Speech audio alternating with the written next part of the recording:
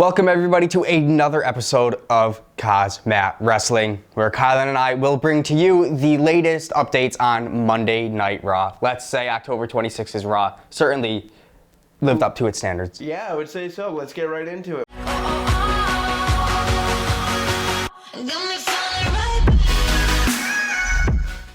Well, let's just say Raw opens up with the former WWE Champion Drew McIntyre expressing his remorse for his loss last night at Hell in a Cell against Randy Orton, as Orton dethroned him of his WWE title reign.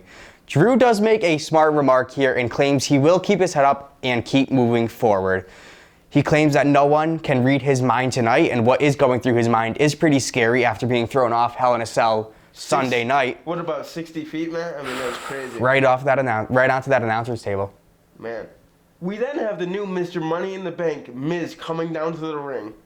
You know, I was kind of happy to see this, as, you know, Miz explains to Drew that he will never have to worry about facing Randy Orton because he will end up dethroning Orton of his WWE title reign as himself, as Mr. Money in the Bank. So let's see when he's going to cash in. Is he going to cash in on Orton? I don't know. Yeah, we'll see. But let's just say Drew does hear enough and does just destroy and headbutt both Miz and Morrison right down onto the mat and just ragdoll them both outside the ring. Looking strong. Love it. We then see the phenomenal one, AJ Styles, come down to the ring with his new bodyguard. As he just brags and brags how he's been so successful over his last 2 weeks being on Monday Night Raw with the wins he's been getting, as Jeff Hardy then comes out and interrupts as both men are set to face each other to debate who is going to be the first member of Team Raw for Survivor Series. This match was just another regular match, guys. It was nothing special, as AJ did get somewhat of a surprising win after hitting just a phenomenal forearm right onto Jeff, claiming himself as the first member of Raw Men's Survivor Series team.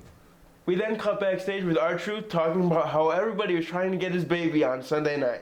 You know, as his challengers are having a tag match next, as he will join them ringside. So we're gonna see if he's gonna lose his title tonight. Yeah, I wasn't so sure that was a smart idea, but let's get right into it. Soon enough, we enter that match as Akira Tozawa and Drew Gulak face Lucha House Party, Gran Metalik, and Lince Dorado. R-Truth causes chaos as all members just attempt to keep pinning him as Drew Gulak just comes up a little bit too short. But Lince Dorado did get a surprising win for his team after hitting Drew Gulak with a huge frog splash. We then cut to this week's Firefly Funhouse, Alexa Bliss sharing some tea with Rumbling Rabbit. Ramblin' Rabbit does take a sip of that tea, and he just passes out looking sick as ever. And then when he kind of wakes up from that sickness, he asks Alexa Bliss what was in that tea, and she says, hey, a little bit of arsenic. Yeah, what's Alexa Bliss doing here, man? She's sick. Jeez.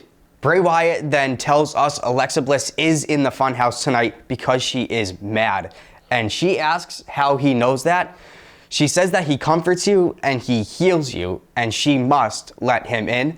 She tells us the WWE champ Randy Orton will join her later on tonight for a moment of bliss. We then cut backstage, Keith Lee talking about how Braun Strowman beat him with unfair tactics. You know, tonight he must overcome Elias though, and he said soon enough when him and Braun Strowman meet face to face again, he will show Braun who the real monster is, but he does have to take over Elias tonight just to get that qualifying win to become the second member of Raw's team for Survivor Series. Adam Pearce then runs into Nia Jax and Shayna Baszler. Nia Jax claims to Pearce that she is indeed Raw Women's Team Champion or Captain come Survivor Series, and she has a list of members for the team that she chooses.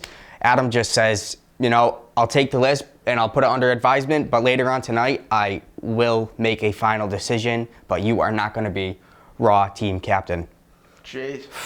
Poor Nia.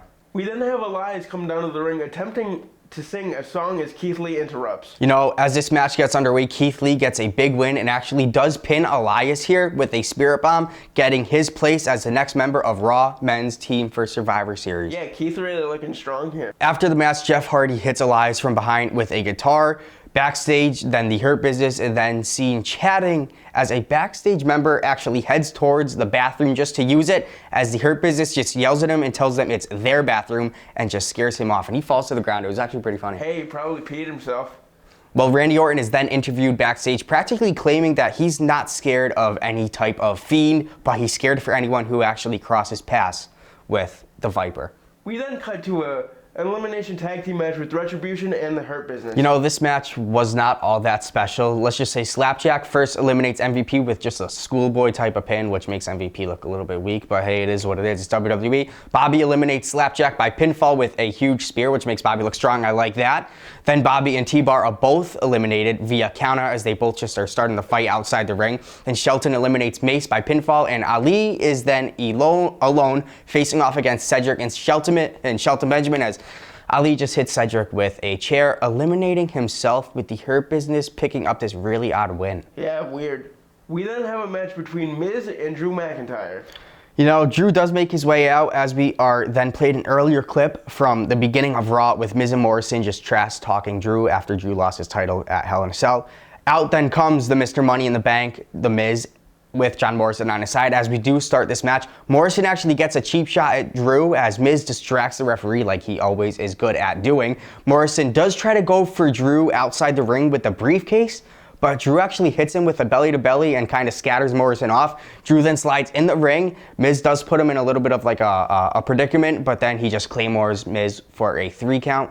We then cut to the New Day dressed up as the Street Profits as Asuka interrupts. You know, she actually tells us why they will face the Street Profits come Survivor Series and a few more matches to come. That pay-per-view where the Street Profits tell us that.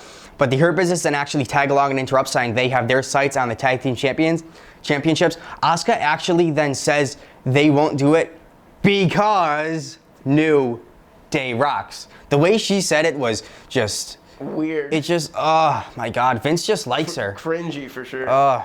Drew is then interrupted backstage by Charlie Caruso as Drew says Randy will not have a moment of bliss tonight, but just a moment. So we're gonna see what is gonna happen. I can't wait. Well, the Nia Jax and Shayna Baszler are welcomed to the ring by Adam Pearce and Adam Pearce's alliance. I think his name's something Fox. I'm not too worried about it. But then Mandy Rose and Dana Brooke come out as both women kind of yell at each other for a spot on the Survivor Series team as Nia says she wants to be the leader. Well, Adam Pearson tells us there are going to be 4 women coming up in a fatal 4-way, which does happen. It's Lana, Nikki Cross, Lacey Evans, and Peyton Royce. Let's just say I was surprised to see who the winner was. Lana picking up the win. So for Survivor Series, we have Nia Jax, Shayna Baszler, Mandy Rose, and Dana Brooke, and Lana. And of course, Lana had to get put through a table, man. You had to see that coming. She just went to go hug Nia, and Nia just put her right through a table. That's your teammate, man. What are you doing? Charlie is then backstage as she knocks on the Viper's door and asks if Orton will still join a moment of bliss after the Firefly Funhouse, what they both said.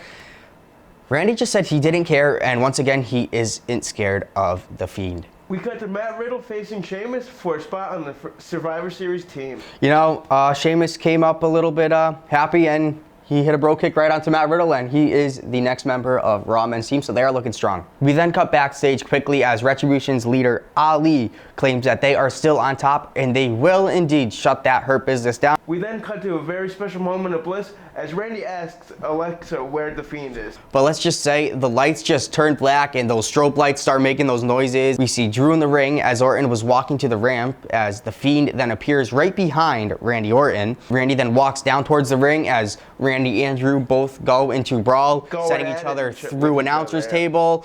It was just all chaos, and then the Fiend like disappears from the ramp, and then it's not even we faded to black, we just cut right to black as like Raw just went right off the air like they kind of were late. Almost like it was rushed, yeah. Alright guys, that was it for this week's Monday Night Raw. Let us know what you liked most about this week's show.